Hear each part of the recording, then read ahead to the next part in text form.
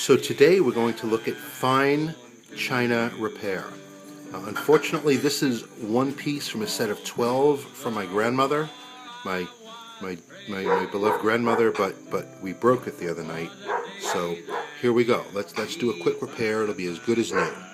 So starting off, reassemble the pieces in the pieces that they were originally in, and then move them to the upside down position in your preparation area.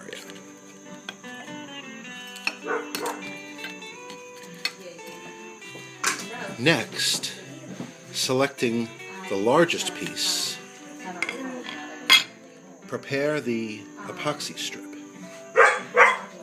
When I knocked on your door, dear, they said with a new love you'd gone, Such that it will touch all four. and that you two were so happy, and for me to just leave you alone.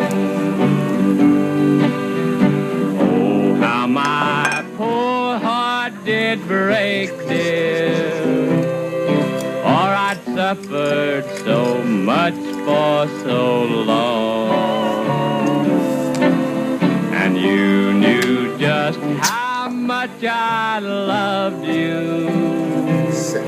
Oh, how could you treat me so wrong?